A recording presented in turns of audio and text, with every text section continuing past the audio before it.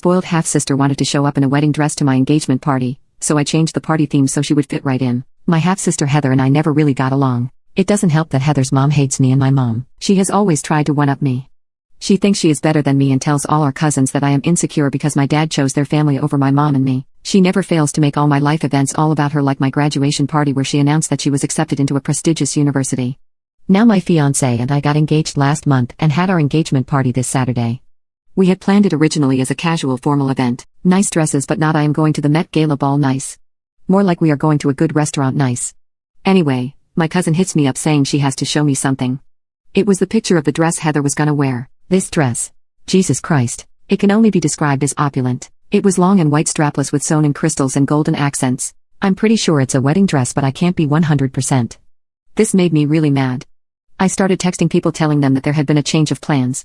And instead of a casual formal, I decided to have a costume party. My mother's side is crazy for Halloween, so they were immediately on board. I told my father via text and asked him to relay the message to Heather and her mother, knowing full well that he would forget or leave it to the last minute. Saturday comes along and guests start showing up. Most of them are in costumes and some didn't have time to get one.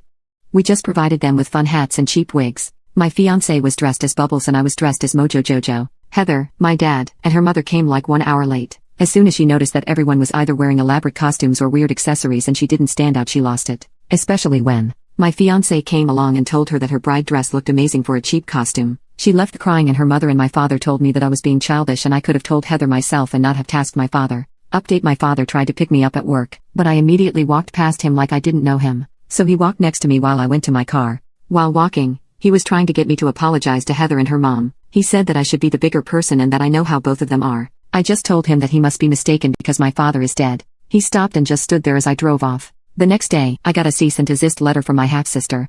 It was very vague and weird, but we quickly found out that it was only a Google copy of pasta. Then my stepmother followed me to the supermarket and tried to intimidate me to apologize to Heather. She made the produce wildly uncomfortable. I reported her to security and she was escorted out of the supermarket. Unlike all the unhinged moments I encountered with my father's family, my wedding was an eventful and thankfully drama-free day. My father was not in attendance. After my engagement party, I realized that he would never choose me willingly. Even if he loves me, he doesn't love me enough to stand up for me. He constantly allows his wife and daughter to walk over me and even become abusive. So I wrote him a lengthy email from my old school days email account. It detailed my resentful feelings against him and uninvited him from the wedding. Then I logged out.